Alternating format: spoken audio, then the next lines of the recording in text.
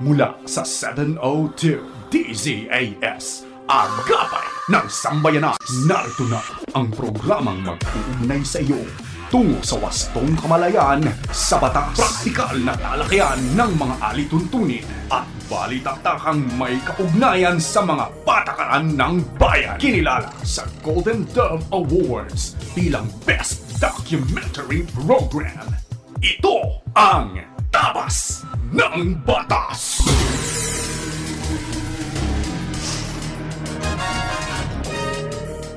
Isang magandang Sabado na umaga sa inyong lahat na aming mga kaagapay at sa inyo po na nakikinig sa anumang bahagi ng Pilipinas at sa iba pang mga bahagi ng mundo. Naabot po natin ang buong sandaigdigan, sabi nga po. At dito naman po sa ating pinakamamahal na bansang Pilipinas, Luzon, Visayas at Mindanao. Napakasarap mo naman talagang pigkasin, po. Lalong napapalapit sa ating damdamin, sa ating puso, ang ating pinakamamahal na bansang Pilipinas. Po? Kasi po naman, 7,641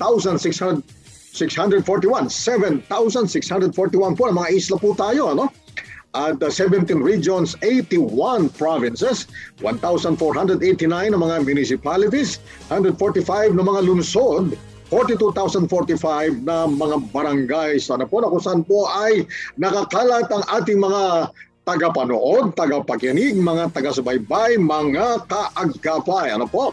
110, kumisan po ang sinasite ng figure, 112 million na population po ng Pilipinas sa kasalukuyang panahon at more than 60 million po ang nakilahok doon sa halalan noong pong nakaraang Lunes, Mayo 9, 2022. At siyempre po ay nagsalita na ang sambayanang Pilipino at tayo po naman, meron po tayong mandato mula sa ating Panginoon Diyos, Romans chapter 13.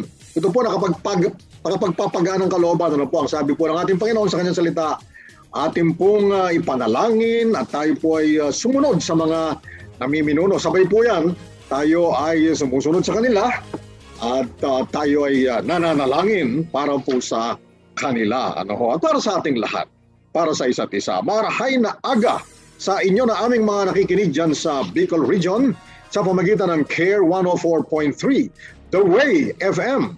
At dyan din naman sa Zamboanga City na nakikinig via 1116 DXAS Radio Comunidad. Buenos Dias. At maging sa 1197 DXFE Davao. Happy listening po sa inyong lahat dyan, mga kaagapay. Napapakinggan din po tayo sa 1062 DXKI, Your Friendly Voice, sa Coronadal City. Kaya naman po binabati natin ang lahat na nakikinig sa City of Coronadal at South Cotabato. At sa inyo rin narito naman sa Metro Manila at walang sawang nakatutok tuwing Sabado, magandang umaga rin po sa inyong lahat. Ito ang programang Tabas ng Batas dito sa paboritong himpilan, 702 DZAS FEBC Radio TV. Kami po ay miyembro ng KBP Kapisanan ng mga broadcaster ng Pilipinas. Napapakinggan din sa FEBC.ph at napapanood sa Facebook Live at YouTube channel ng 702 DZAS FEBC Radio TV. At meron po tayong simulcast sa ating partner television channel 185 sa GCTV. At ngayong araw po ito ay muli kasama niyo po siyempre yung kaagapay Pastor Attorney Carlos Kuya Caloycao Jr. At mamaya po ng kaunti ay ating makakaagapay ang ating kaagapay na abogado Attorney Roel Cao Garcia para sa ating talakayan. Mamaya lamang po ng konti at siyempre sa pagtugon sa mga katanungang legal mula sa ating mga taga-subaybay at mga kaagapay. Sa punto po ito ay nais naman nating pasalamatan ang ating mga kaagapay na patuloy nating nakaka-partner sa ministry ng FEBC. Sa tulong po ng Panginoon at ng inyong suporta, mahigit 7 dekada na po nating naibabahagi ang mga tamang balita at siyempre po ang mabuting balita ng ating Panginoong Hesukristo. At sa mga nais naman po na maging kabahagi ng ministeryong ito, mari po kayong mag-message sa FB page ng 702 DZAS FEBC Radio TV para sa ibang mga detalye. Maraming salamat po sa inyo na mga kaagapay. At meron po tayong parang roll call po ito, no? At ating po silang babatiin, ano po, itong mga greetings natin sa ating masusugid na mga taga-sumaybay, si Lolit Malyari Adia, Riza Villaruel Coles, Lanado Bong, Lovely Liz Dorhafa Mon Anli, Lanado Bong, Caroline Ting, Benedicto Rubiano, Nieva Fontillas Muyrong, Gigi Raz, Lucrecia Santos.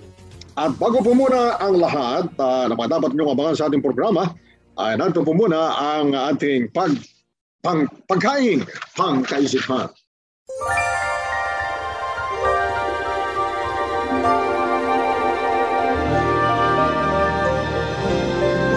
Ang ating pong pagkain pangkaisipan ay hango mula sa magandang balita Biblia.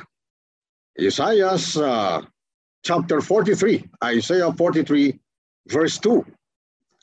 Kapag dumaan ka sa malalim na tubig, sasamahan kita. Tumawid ka man sa mga ilog, hindi ka malulunod. Dumaan ka man sa apoy, hindi ka masusunog. Hindi ka matutupok. Abay, napakaganda pong pangako ng ating Panginoon ito, ha? Dumaan daw tayo sa malalim na tubig, sasamahan tayo ng ating Panginoon. Pangako po niya. Tumawid man tayo sa mga ilog, hindi tayo malulunod. Pangako ng ating Panginoon. At tayo man ay dumaan sa apoy, hindi tayo masusunog, hindi tayo matutupok. Napakagandang pangako ng ating Panginoon.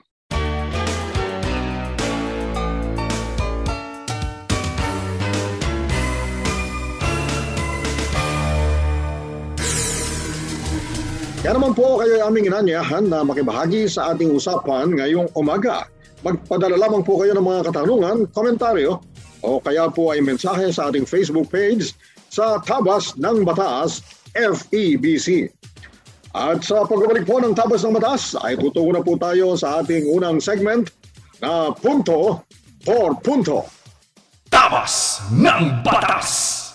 Ang COVID-19 virus ay airborne o kumakalat sa hangin. Hindi lang ito nasa talsik ng laway o sipon na mabilis bumagsak. Kasama din ito sa hininga na tulad ng usok, lumulutang sa hangin, naiipon pagtagal at lumalayo.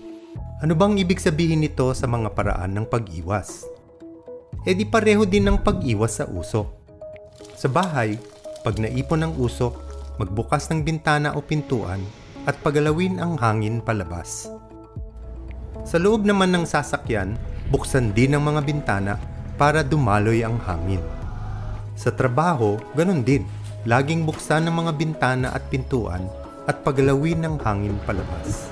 Higit sa lahat, kung may gagawin tayo at kaya naman, piliin ang hindi kulob na lugar. Kung tulong-tulong tayo sa pag-iwas, kaya nating talunin ang COVID-19. Isang munting paalala mula sa inyong healthcare workers. Ito ang 702 DZAS, Agapay ng Sambayanan, na papakinggan sa buong mundo sa www.febc.ph sa pamamagitan ng Bitstop Network Services. Paksang legal na siniksik sa mga kaalamang praktikal sa isang makabuluhang talakayan sa Punto por Punto.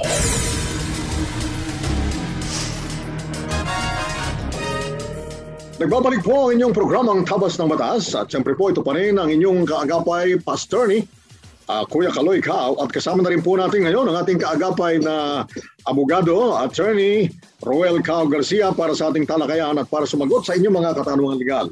Bumati ka na, attorney Roel, ha? Bumati ka na. Hirap yung magandang umaga, Pilipinas. Tabas ng Batas. Binabati ko po lahat ng mga nakatapos ng patiwasay sa kampanyahan, ang mga nanalo. Sa nawa po ay pagpalain kayo ng Panginoon at gamitin ninyo ang inyong poder para lalo makatulong sa sambayan ng Pilipino. Yan po ang aking pagbati ngayong umagang ito. Ayan, kasi po may tagubilin ng ating Panginoon sa kanyang salita. Ano po? Ang sabi po, Kawikaan chapter 29 verse 2. Ang sabi po diyan, when the righteous are in authority, the people rejoice. When the wicked are in power, the people groan. Ay, lumagay po tayo dun sa righteous leadership. Yan. O, sige po. Ay, tayo nga po pala inagapayanan ni na Ma'am Absidy Ferrer, ang ating front text, na sina JV Tabua, Benjo Morano, Reggie Villena, Nathaniel Peralta, at ang ating RTV team na sina Ma'am Eileen Valdez, Abby Glindo, Chris Rosete, Mark Balatukan, at Jong Perez. At tayo po ngayon nasa segment na punto por punto. At ngayong umaga po ang ating tatalakayin ay very interesting po ito. Very interesting. Maganda naman ganito. Magandang shift mula sa mga talakayan tungkol sa politika sa eleksyon. Ito na po tayo. Ito talaga pong immediate concern po ng maraming pamilya ito. Lalo ng mga anak. Family code on support. At sige, Atty. Noel, bigyan mo na ng mga highlights itong subject matter ng support sa ilalim ng Family Code of the Philippines. Sige, Atty. Noel. Pastor, salamat. Ilang beses na rin natin itong nadaanan. May mga katanungan ito sa may mga tinatanong ng ating tagapanood, tagapakinig yung tungkol sa support.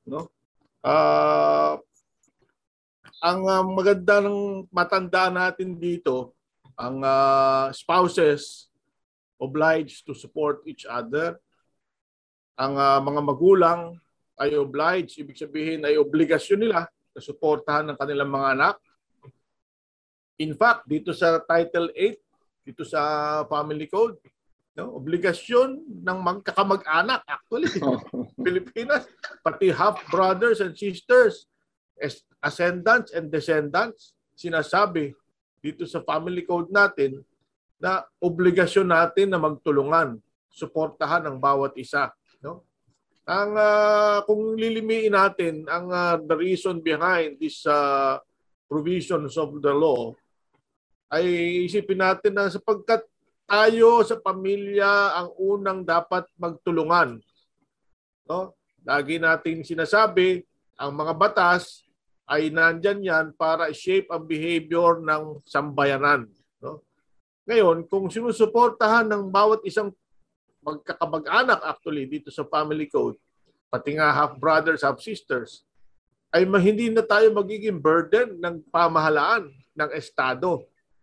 Kaya, makita natin yung talino, yung wisdom ng batas na ito. Sinasabi, ang magulang, kung sila ay nagkahiwalay man, ay obligasyon ng mga magulang na suportahan. Ang sabi sa Family Code, indispensable for sustenance, dwelling, clothing, medical attendance, education, and transportation. Ito ay kapag meron kang support na ito, maaari ka nang mabuhay ng matiwasay dito sa ating minamahal na bansang Pilipinas. In keeping with the financial capacity of the individuals. Okay, tandaan natin, laging naaayon sa kapasidad mo na magsuporta. Halimbawa, ay ang kinikita mo ay certain amount, hindi mo kayang magbigay ng napakalaki, hindi ka uobligahin. Tandaan natin din, para ka maobliga, anong dapat gawin? Kinakailangan may demand. Di ba? Sabi ng batas yun paano ka maobliga kung hindi ka binigyan ng demand or sinabing magbigay ka? Yun ibig sabihin nun. Tapos, sabi nga natin, depende sa kapasidad mo. Yung kapasidad mo, nagbabago yan. Minsan, may hanap buhay ka. Minsan, wala kang hanap buhay. Pwedeng financial support ang bigay mo. Pwede din naman na patirahin mo sa iyo, sa bahay mo at ikaw ang magsustena. Kung walang impediment na moral, na hindi magandang tingnan sa mata ng tao, sabi ng batas, okay lang yon na patirahin mo sa iyo para masuportahan mo. Ngayon, sabi din ng batas, kapag biglang nawalan ka ng hanap buhay, hindi mag-calibrate kayo ulit na support binibigay mo sa obligadong suportahan. No? Tandaan natin, mga bata, mga anak, obligasyon ng inyong mga magulang na pag-aralin kayo. Sabi ng batas yun. No? Tabas ng batas yun. Kahit na doktoral na yan. Sabihin mo sa tatay mo, I demand that you support me. May mga desisyon yan, may mga sulat yan sa Korte Suprema na talagang ganun. No? Obligadong suportahan yun ng mga magulang. Ascendants, descendants, at nagde-devolve daw yun. Ibig sabihin ng devolve, lumilipat. Kapag hindi kayang sumuporta ng isa, nababa o nataas. Talagang napakagaling ng mga sumulat nitong family code. Talagang attune sila.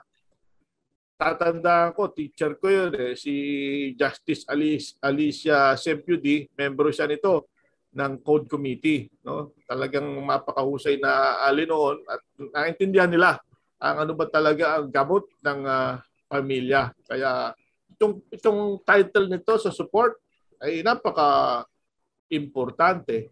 Nilagay pa nga dito, sabi kapag may nangangailangan ng support tapos may stranger nagbigay ng support na hindi alam nung may obligasyon na mag-support, ay pwedeng singilin. No?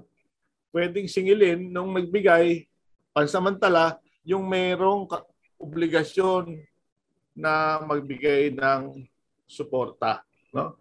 So, tandaan natin talagang napakaganda nito. At ngayon, lalo na may mga VAUSI, may mga law against violence against women and children, ay economic abuse.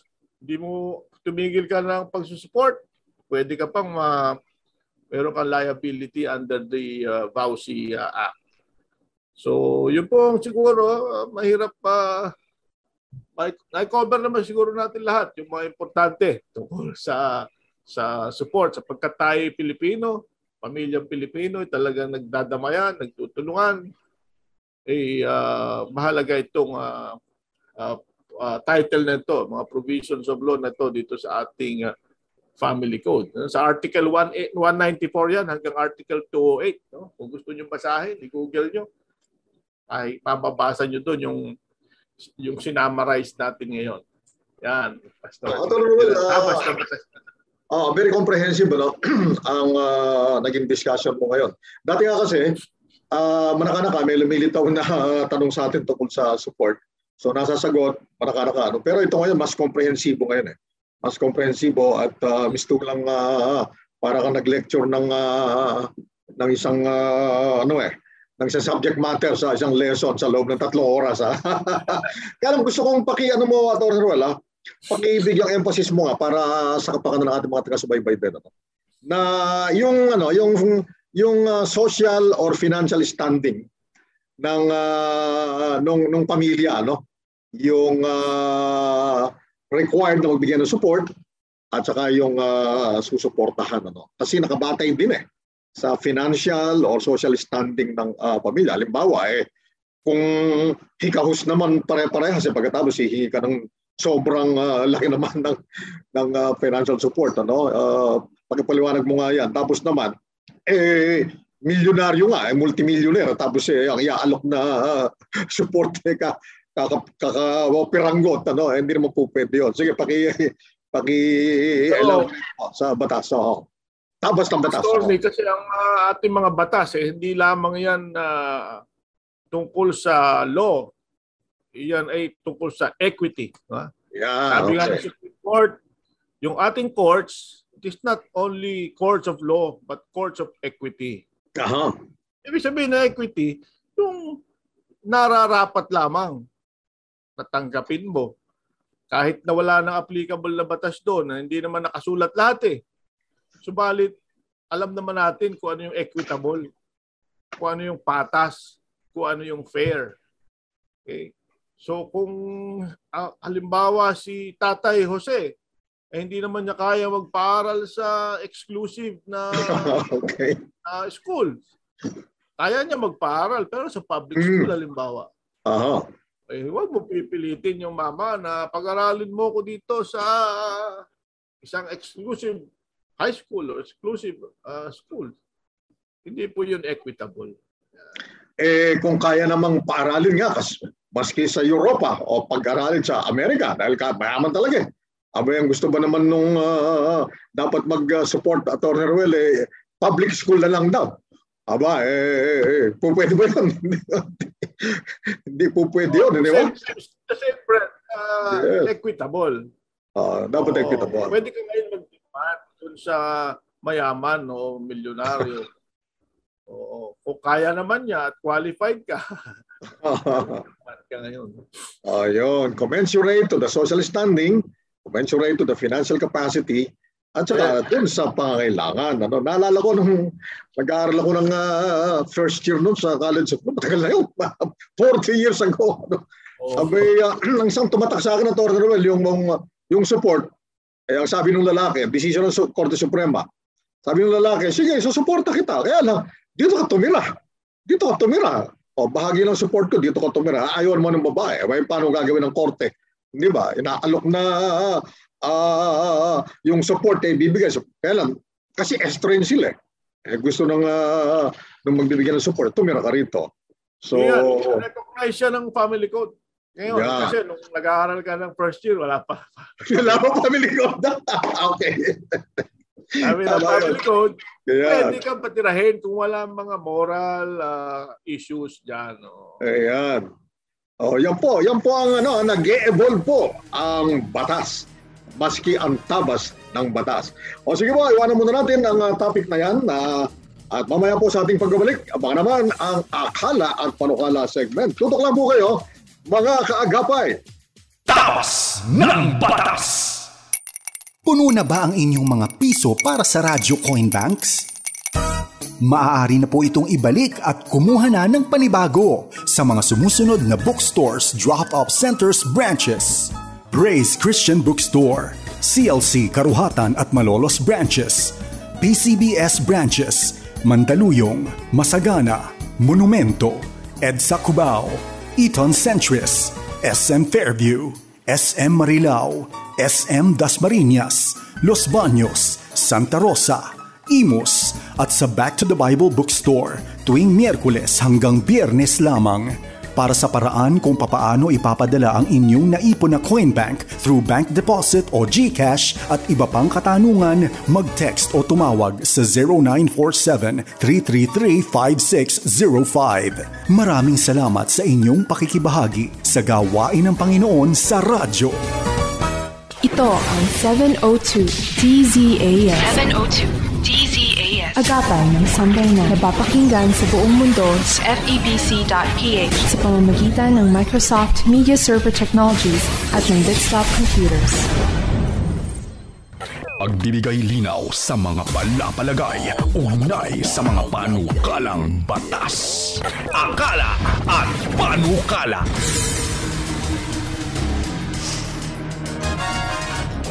Nagbabalik po ang tabas ng batas at kaagapan nyo pa rin ang inyong pastor ni Kuya Kaloy Cao at kaagapay natin ang ating kaagapay na abogado, Attorney Roel Cao Garcia. Tayo po ngayon ay nasa segment na akala at panukala kung saan ay bibigyang linaw natin ang mga palapalagay na kaakibat ng mga panukalang batas.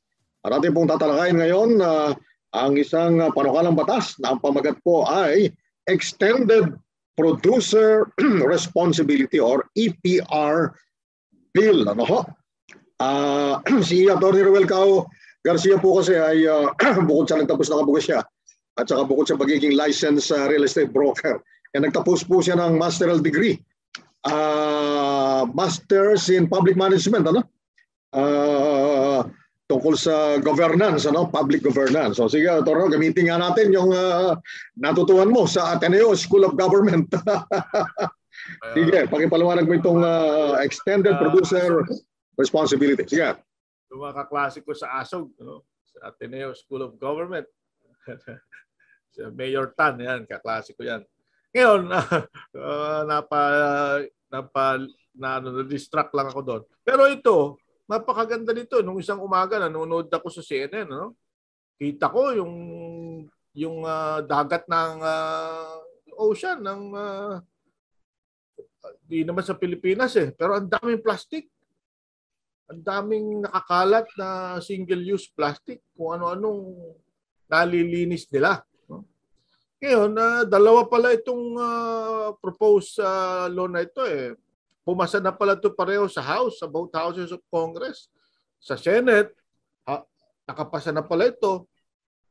Ang primary mover nito ay si Senator Cynthia Villar. At saka sa House, meron na pala itong House Bill 10696 na nakapasa na rin noong January 2022. So, pero hindi pa naman ito napirmahan. Ang sinasabi dito, yung mga producer ng mga single-use plastic na hindi na-recycle, kailangan maggawa sila ng mekanismo.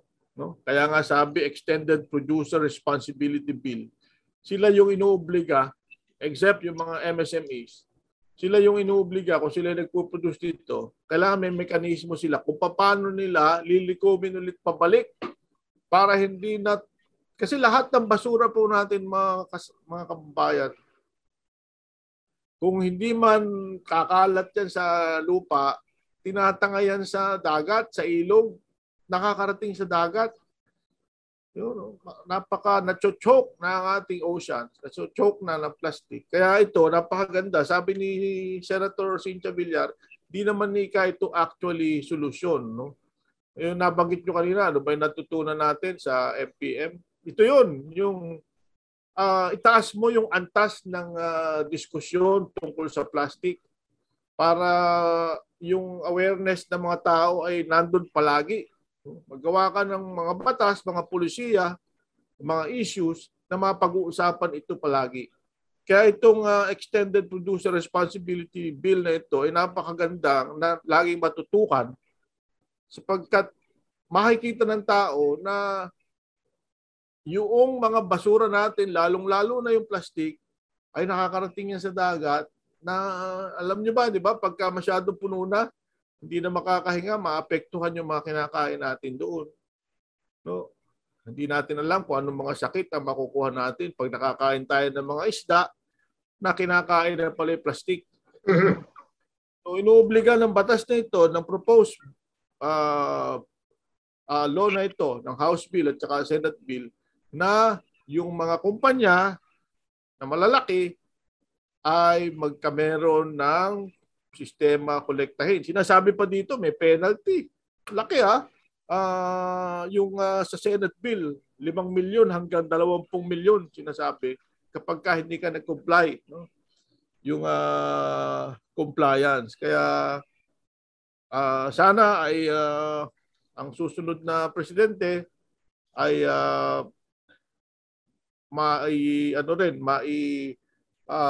bigyan ng priority, no? Ang ganitong mga klaseng batas. Nabasa ko yung suggestion ng proposal ng NEDA kung ano daw yung 4 na puntos na dapat pagtuunan ng pansin ng bagong gobyerno. Nakita ko meron tungkol sa climate change. So pwede ito. Pwede nating isama ito tungkol sa environment. Kapagkat ang pollution sa environment kung bakit nagkakameron tayo ng problema sa ating climate. Attorney Ruel, laging na-flash sa TV, screen, halimbawa, merong newscast. Laging na-flash ito, palagi ko baka napasin mo rin ito, Yung ginagawa ngayon, siguro banggitin natin kasi napakaganda nitong kanilang serbisyo publiko na ginagawa nito, yung San Miguel Corporation, na yung Pasig River, nililinis nila Talagang, if I recall correctly, mga 900,000 na yata.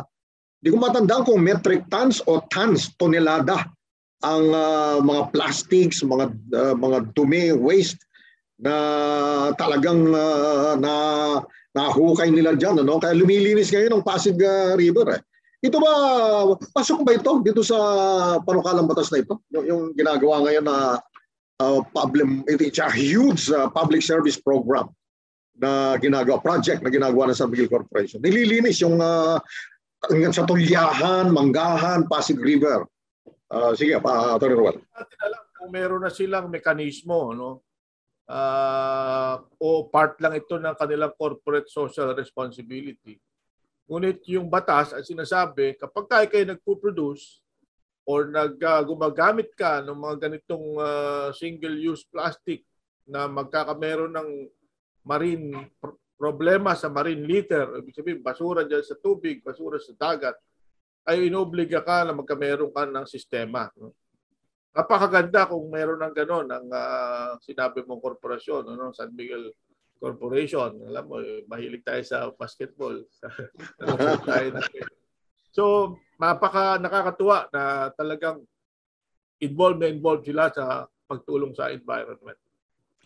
Yung pala ang distinction. Thank you for educating your uncle, your tito tungkol dito.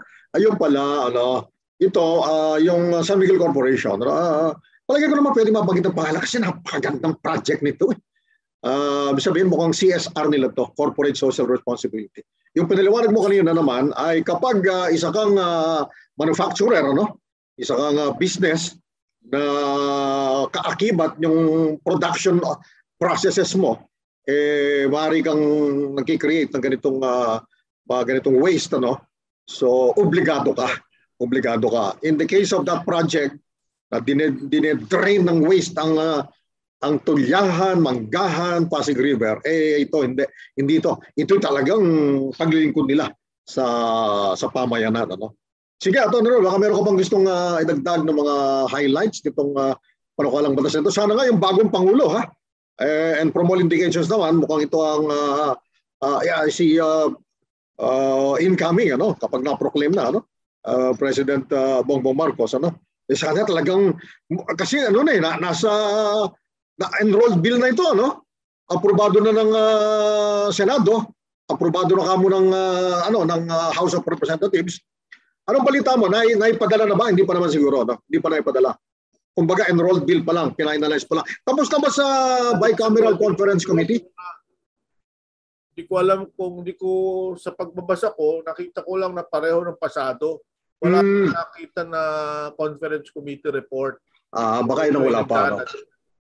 Okay. Kasi po, yung panukalang batas po. Napakainabutan na ito ng election.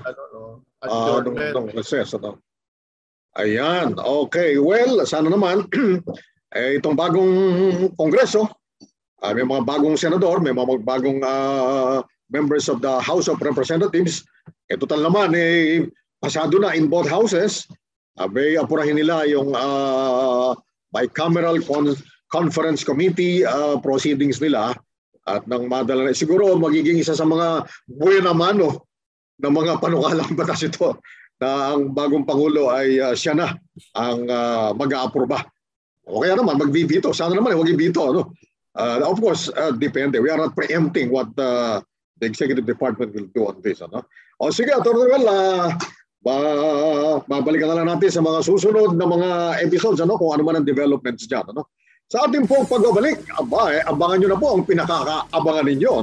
Payo de Asunto, tutok lang po dito sa Tabas ng Batas. Tabas ng Batas! COVID-19 positive at nasa kritikal ang kaso? Narito ang kailangang malaman sa iyong isolation period. Kung fully vaccinated na, kinakailangang mag-isolate ng 21 araw mula sa petsa kung kailan nagkaroon ng sintomas. Ganon rin naman kung partially at unvaccinated pa, ngunit kinakailangan ng negative RT-PCR result. Lamang ang may alam at ang tamang kaalaman ay makukuha sa kinauukulan tungo sa kalusugan ng pamayanan. Paalalang hatid ng 702 DZAS FEBC Radyo TV. Ito ang 702 DZAS. 702 DZAS. Agapay ng Sambayanan. Kasapi sa KBP, kapisanan ng mga broadcaster ng Pilipinas.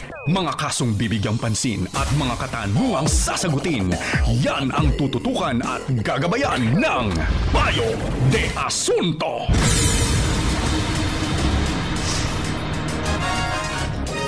Ating po ngayong bibigyan ng mas mahabang oras ngayong araw ito ng Sabado, ang ating segment na Payo de Asunto. At Dito po kasi binibigyan kasagutan ang mga katanungang legal po ninyo, no? Ng mga taga-subaybay po namin. Meron kayong mga katanungan, lalapatan po ng katugunan ayon po sa tabas ng batas, ayon po sa aming pagkakaunawa, patay sa aming karanasan, sa aming napag-aralan. Pero siyempre po, limitado rin ang nalalaman namin. Ano po? Ang ginagawa po natin dito, yung tamang tabas ng batas ang ating pinapaliwanag. Ngayon po, maring masisihan kayo kung akma po sa inasahan ninyo, no? Pero kung di akma, huwag po kayong magagalit sa amin, ano? Yan lamang po ang tabas ng batas sa aming pagkakaunawa, ano po? At ito po, unang dulog, na-aksidente po kaming 6 na sakay ng isang van. Pero mabuti na lang po at minor injuries lang ang natamo namin. Pero tinakbuhan kami ng bumangga sa amin. Saan po kami pwedeng humingi ng tulong? Sige, Atty. Ruel. Ano kaya ang van na sinasakyan nila? Pwede kasi kayo humingi ng tulong doon sa may-ari ng van. Kung ito ay pampasahero. Yan, okay. Common carrier ba ito? Kasi may mga cause of action kayo na pwedeng gawin eh. Pwede kayong maghabla doon sa nakabangga, criminal case. Pero kung tinakbuhan na kayo, hingi kayo ng tulong, siguro kilala ninyo kung sino yung sinakyan nyo. Kung di nyo naman kilala, punta kayo sa LTO. Alaman ninyo kung sinong may-ari. Bakit sinong may-ari? Dahil kung sino yung registered owner ng van, lalong-lalo na kung common carrier yan, o nagpapasada, papasahero, ay may obligasyon sa inyo yung mga yan. No? Meron silang liability yung may-ari. Kung ang na-aksidente, nasaktan yung mga sakay, pwede po kayong humingi ng tulong doon. So, ang tanong, saan po kami pwedeng humingi ng tulong? Una, kung kilala ninyo, humingi kayo ng tulong doon sa may-ari ng van. Kung hindi, humingi kayo ng tulong sa LTO para makilala nyo kung sino registered owner ng van. At pwede na kayo magsimula doon. Pwede kayo magsimula kung gusto ninyong makakuha ng danyos sa inyong pinagka-aksidentehan. Yan, ganda po ng puntos ni Atty. Ruel kanina, na naipaliwanag. Ano? Yung po kasi yung mga public transport na ganyan, ano? Mga common carriers, ano? Meron po silang pananagutan. Ang tawag po dyan extraordinary diligence. Ano? Hindi katulad po ng halimbawa, meron kang pribadong sasakyan. Of course, kailangan maingat ka, diligent ka dapat. Ano? Pero kapag po may dalang pasahero, kamukha nung paliwanag ni Atty. Ruel kanina, meron pong extraordinary degree of diligence sa pag-iingat na kinakailangan. Yan. At dyan po papasok yung mga pananagutan. Ano? Ang sumunod pong dulog ay good morning. Nakapagbigay na kami ng pera sa taong binilhan namin ng rights sa lupa. Pero until now po, wala pa po ditong natatayo na bahay. Ano po ang pwedeng ikaso dito? Pag-aralin mo rito, Atty. Ruel, yung pagiging license real estate broker mo. O nangyayari yan, ano? Bayad na eh. Kompleto na raw, ano? O bakit nga naman? Ano? Wala po natatayo na bahay. Caveat emptor, di ba? Buyers beware. Kasi pag bibili kayo ng lupa, siguraduhin ninyo na mayroong karapatan yung nagbebenta or may title. Kahit nga yung tax declaration, sinasabi na natin na gano'n eh. Buyers beware. Caveat emptor. Lalong-lalo na itong rights. No? Dami nating na-encounter na ganito na tinatanong sa atin. No? Pwedeng kaso dito, pwedeng hablan nyo ng estapa. Kung walang tinakbo na yung inyong pera, no? Pwedeng ganon. Kung gusto niyo namang makakolekta ng pwedeng through claims sa court, no? Small claims court, kung hindi naman masyado malaki. No? Pero criminal case, hablan niyo ng estafa. Kung may mga false pretenses, may deceit, yan. Pwede po yun. Okay, ito po ngayon ang sumunod namang dulog po sa atin. Hello po, pwede po ba sa isang company na mag-terminate agad ng isang empleyado kung nagkamali at hindi sumunod sa instruction ng pinapagawa sa kanya? Sige, Atty. Ruel, medyo may pagka-general yung tanong. Pero sige, yung mga ilang nuances talakayin natin. Ito, sa labor. No? Pero sasagutin natin, basta empleyado, may sinatawag yan na sa labor code natin na security of tenure. Ano po ibig sabihin security of tenure? Ibig sabihin nun, pwede naman kayo matanggal pero meron tinatawag na valid reasons, authorized causes, just cause, ganyan. At importante, yung meron kayong due process, merong notices. Kung sinasabi ninyo na hindi lang sumunod sa instruction, parang frivolous yun, ano? Dapat pagka pwede ka na matanggal, yung talagang matigas ang ulo mo, problema na hindi ka nasunod talaga. Ito, instructions lang eh. So, sagot dito, pwede po ba ang isang company mag-terminate agad? Hindi po pwede. Hindi po pwede mag-terminate agad. Kinakailangan po may due process, may tamang valid reason, may just cause, at kinakailangan po may notices. No? May notice, papaliwanagin kayo, mayroong hearing, at may notice na kayo tatanggalin. No? Yan, napaganda po na naipaliwanag na Atty. Ruel. Ano? Kaya lang, siyempre, general po itong tanong ninyo. Lalagyan natin ng konting nuances pa, no? Bukod sa naipaliwanag na Atty. Ruel. Ano? Yung pong banggit ni Atty. Ruel kanina na just causes. Ano? Ang may gawa po ng just causes, ang sanhi po niyan, yung mismong empleyado. Gawa mo yan, kaya maaaring maging valid or lawful ground dyan na ikaw ay matanggal sa iyong trabaho, sa iyong employment. Ano? Meron mo pong tinatawag na authorized causes, hindi mo po kagagawan yun. Yan ay maaaring dahil sa takbo ng negosyo, o yung mga pangailangan doon sa operations ng company. Ano? Ang tawag po dyan, authorized causes.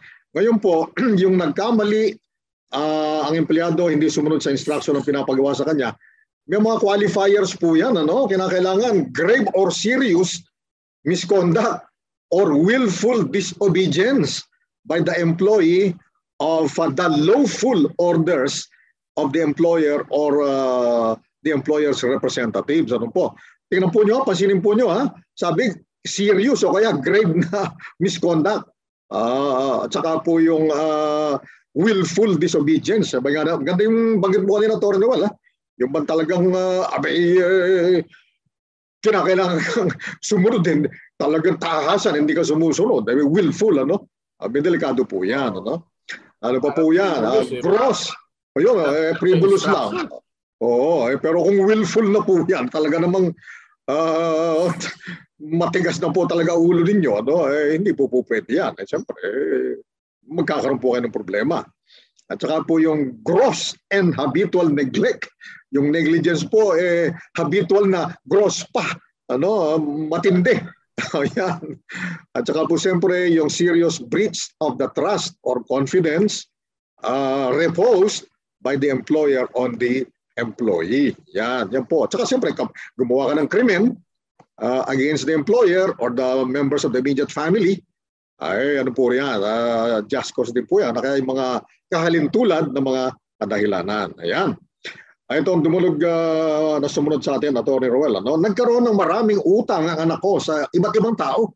Kaya nagtago siya at umalis sa amin. Ngayon, hinaharas at ginugulo kami ng mga inutangan niya.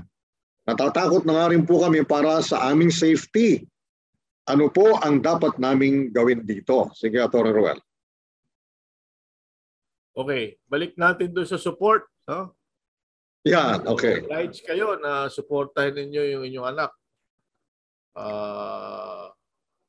Ang mangyayari dito, kayo nga gagawa ng paraan. No, dapat ninyong gawin, makipag-usap po kayo. Huwag niyong taguan yung kautangan niya. Yan naman ay nakakapagbigay ng nare-renegotiate naman po yung pagkakautang. No? Yung hinaharas, siyempre meron kayong pangontra dyan. Pwede kayong maghabla. No? Kung hinaharas kayo sa Facebook, pwede kayong maghabla ng cyber libel. No? Pero gayon pa man, makipag-usap po kayo. No? Yun, pwede nyo proteksyonan ng inyong sarili kung pakadamdam ninyo hinaharas kayo at pasok po yan sa Facebook. Hindi maganda yon. No? Kung sinisiraan kayo, pwede niyong gawin yon na mag-demand kayo na itigil na nila o kaya kung hindi, maghahabla kayo para proteksyonan ninyo na hindi naman kayo naaaras. Kaya pa man, dahil utang yan, makipag-usap po kayo. Suportahan ninyo yung anak. Balik tayo doon sa nauna kanina sa support. No? You're obliged to support your ascendant, your children. Yan.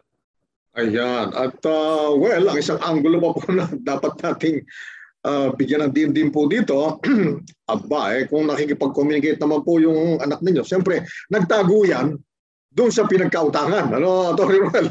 Pero sa inyo po, hindi naman nagtatago yan. Siyempre, alam niyo po kung nasaan siya. Ano, ano po, sabihan ninyo na gumawa ng paraan at parang hindi kayo ang lamang ang talagang kumakarga noong kanyang pananagutan. Ano ho? Sabihin niyo, gumawa siya ng hakbang. Siyang umutang niya siyang nakinabang niya. Bukod sa nagtutulungan po kayo, tulungan din niya ang kanyang sarili. Ayan, ito Atty. Ruel, madalas mo mabanggit yung BAUSI kanina. Maraming nadaanan itong BAUSI na to. Violence against women and their children, sa mga previous questions. Ito ngayon, ito, diretso na ngayon ito. Pwede pa rin po bang magkaso ng VAUSI o Violence Against Women and their Children sa asawa kahit matagal na kaming hiwalay, kanyang sabi. Atty. Ruel. Yun nga po, meron dating relationship lamang. Okay. Pwede. Mm-hmm.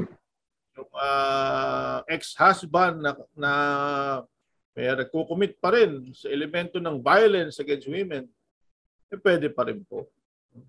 Basta po pasok doon sa physical abuse, economic abuse. Hindi nyo sinabi, siguro hiwalay, ibig sabihin, hindi naman to annulled, pero kahit sa ex-husband, pwede. Dahil nga may dating relationship, pwede pa rin. So, protektado pa rin po kayo ng BAUSI. Pwede po kayong sumandig sa batas na ito. Mm-hmm. At maganda po, ang tabas ng batas na yan, na mapanghawakan po ninyo. Okay, ang sumunod ay may book rin pong iniwan sa amin ang tatay namin. Totoo po ba na mas malaking porsyon ang mapupunta sa anak na nangangasiwa nito kumpara sa iba niyang mga kapatid na hahati din doon sa ari-arian? Sige, Atty. Ruel. Ang tabas po ng batas dito, ang totoo, pagka yung co-owners ay nagkakameron na ng partition, extrajudicial partition ng magkakapatid, yung heirs, ang tawag doon ay share and share alike. Mm-hmm. Ay ibig sabihin nun, hating kapatid. Ang ibig sabihin nun, hating kapatid, hindi nakakalamang yung nangangasiwa. Pero, yung nangangasiwa, halimbawa may ginagastos siya dito, pwede niya yun i-reimburse sa inyo. Hindi pwedeng, in that sense, pwede siyang makakakuha from the property. May kita yun, yung bukirin, pukunin muna niya yung nagastos niya kung siya'y nangangasiwa. So, pero yung malaking portion, dapat po share and share alike unless wine-waive nyo sa kanya, payag kayo. Pero otherwise po, hating kapatid kayo. Yan. Ang maganda naman po sa pamilya na maganda ang pagsasamahan. Bagamat ang sabi nga po ni Atty. Ruel, share and share alike. May mga members ng pamilya, yung mga siblings, yung mga magkakapatid. Na, kasi po, mga magkakapatid, merong talagang nagkakameron, sabihin, mas nagiging maganda ang takbo ng ekonomi, ng kanilang finansya, maaaring mas yumayaman, yung iba naman ay katamtaman, yung iba naman ay maaaring hikahos, Ang ginagawa po yung mga nagmamagandang kalooban dito ay nagpapaubaya, o kaya naman mayroong magandang nagawa sa pamilya, yung isang kapatid o several other siblings, halimbawa, yung pong yung mag-alaga ng mga magulang, lalo na sa panahon ng katandaan, may mga magkakapatid, sasabihin kapatid, dahil ikaw, ateng, halimbawa, o kuya, dahil ikaw talaga ang umasikaso sa mga magulang natin nung kanilang katandaan, ano? Sige, total ako naman ay kaya meron na. Ako naman ay kaya nasa abroad na. Maganda naman kalagayan ko. O sige, paubaya ko na sa iyo. Ang tawag po doon waiver, no? Waiver o kaya assignment, ano? Of the inheritance rights. Kaya nangyayari po diyan, share and share alike nga, pero yung pagkilala sa naging serbisyo sa angkan sa pamilya ay kinikilala naman niya at nagkakaroon po ng waiver of the inheritance rights in favor of a sibling, yung kapatid, na naging maganda ang paglilingkod sa kanilang mga magulang. O kaya nung panahon na hindi pa mayaman si kuya, hindi pa mayaman si ate o si kapatid, pinag-aral mo, tinulungan mo nung kapanahon na nangangailangan. O yun po, pwede rin yung i-waive, no? Ipaubaya yung share niya doon sa kapatid na nangangailangan. Yan. Okay, baka meron ka bang gusto kong dagdag doon, Atty. Ruel? Very exhaustive na yung ano mo. Ginugtungan ko lang. Okay. Sumunod po, wala na po ang tatay namin at nag-asawa na ng iba ang nanay namin. Ang tanong ko po, ang nanay lang ba namin ang may karapatan na mamahala sa pera na pinagbentahan ng lupa ng aming tatay? Naku, magandang masagot ito, Atty. Ruel, at ng luminaw, ano? Ng luminaw sa mga those who may be similarly situated. Yan, sige, Atty. Ruel. Ang tabas ng batas dyan, kapag sana bago nag-asawa yung nanay, ay yung para doon sa mga anak ay hinahati na, no? Pinapartisyon yan at binibigay yung nararapat sa kanila. Okay? Kung yun ay naibenta, ay dapat yun ay bago magpakasal muli, ay yung nararapat dun sa unang pamilya ay napag-distribute na. Okay? Nahati na. Ngayon, kung hindi ginawa yun, ang ginawa ay administrator yung nanay nila doon sa property ng kanilang ama, ay dapat yun ay nagde-demand sila na o kaya mag-usap sila na magkameron sila ng extrajudicial partition para doon sa naiwang estate nung kanilang ama. Okay? Tanda natin, kung kasal sila, di meron mo ng kalahati yung sa ina, pero yung estate ng ama, yun yung kanilang dapat paghahati-hatian. Share and share alike. Yeah, again, tama po, ang nanay lang po ba namin na may karapat na mamahala? Ay, kung lalo na, kung adults na kayo, di dapat may karapatan kayo mag-demand para doon na-distribute na sa inyo, no? Yung properties na naiwan ng inyong ama. Ayan, okay. Kaya lang, may mga pagkakataon naman po na, halimbawa, yung nanay ninyo, maaaring siya ang pinaka-administrator, ano? Nung estate yung naiwan, ano? Sabi nga ni Atty. Ruel kanina, kung may mga gastusin dyan, dapat iaawas yan, ano? Lalo na kung pinagpauna o in advance, ano? Kung sino man yung pinaka-administrator ng estate, ano? Okay, mukhang makaka-boundary tayo, Atty. Ruel, ano? Lamang isang natitirang tanong. Tuwa sa atin si Ma'am Mabsi Dinto. Isinanla ng asawa ng kapatid ko ang lupa ng tatay namin nang hindi namin alam. Pwede po ba siyang kasuhan? Alam mo, Atty. Ruel, bago ka magpatuloy sa magpaliwanag, ano, ako ang nakitap dito. Ano, ito, umiiral ang pagkapastor ko rito. Ano, aking pagkapastor. Alam po ninyo, itong mga ganitong issues, ano, ito sana'y hindi, hindi magka-crop up itong mga ganitong issue, ano, kung maayos ang samahan sa pamilya.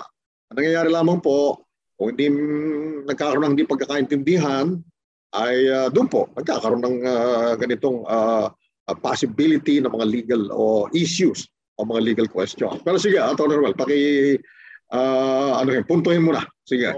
Tapos ng batas dito, sabi sa Civil Code, yung kung magbebenta ka, magsasanla ka, dapat sa iyo yung binagbebenta mo at sinasanla mo. Kung hindi iyo, dapat meron kang papeles or SPA.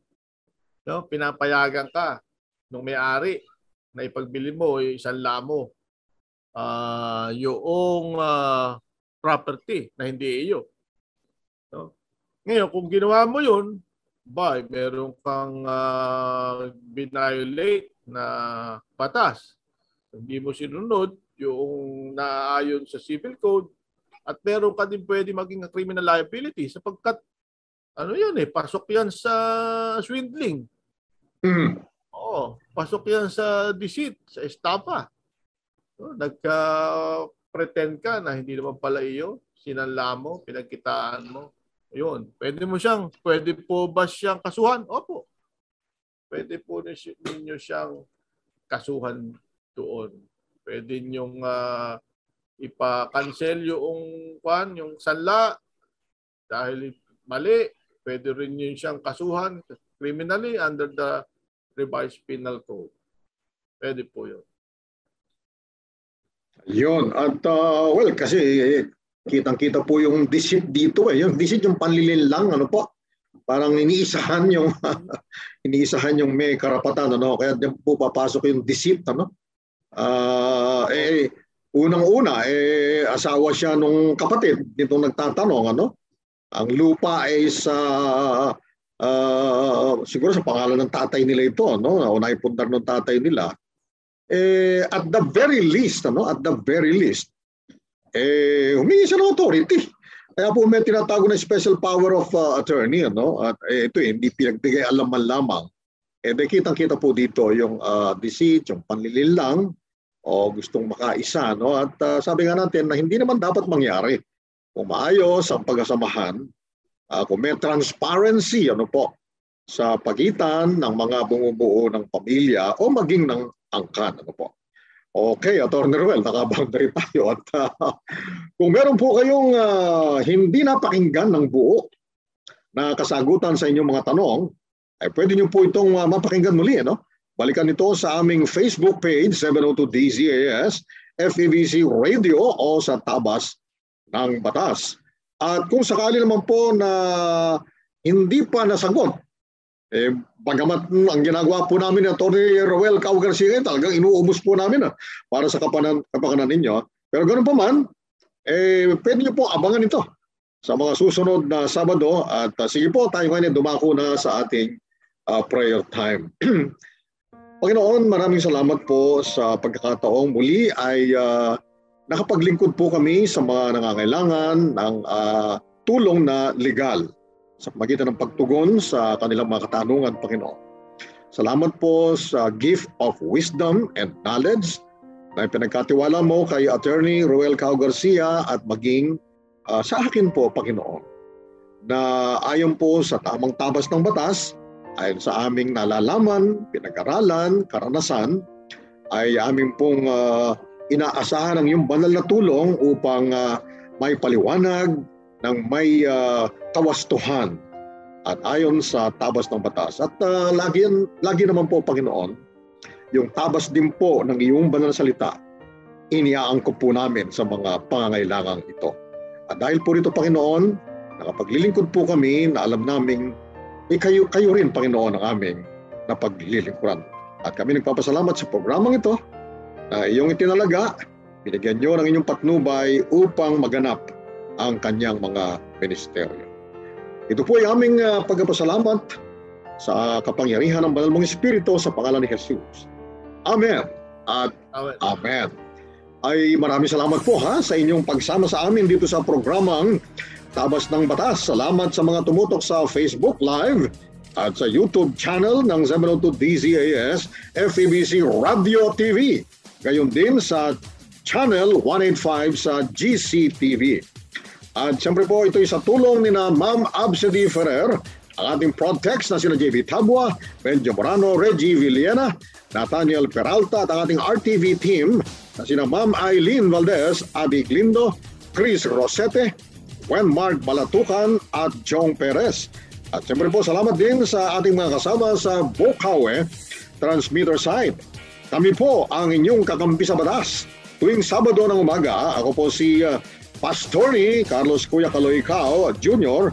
At muli po nagpapasalamat tayo sa ating kaagapay na abogado, Attorney Roel Cao Garcia sa pag-agapay sa ating programa. Nag-aanyaya po kaming makinig kayong muli sa ating programa sa susunod na Sabado. basta parehong oras at siyempre lagi pong tatandaan kung uunawain at susundin, Atty. Roel, kakampi mo ang batas. Nais po naming makarinig mula sa inyo. Para sa mga kuro-kuro, mungkahi, o mga bagay na nais ibahagi sa palatuntunang iyong napakinggan, sumulat lamang sa 702 DZAS, Agapay ng Sambayanan. 1 Corporate Center, 46th floor, Doña Julia Vargas Avenue, corner Meralco Avenue, Ortigas Center, 1605, Pasig City. O mag-email sa dzas info@febc.ph.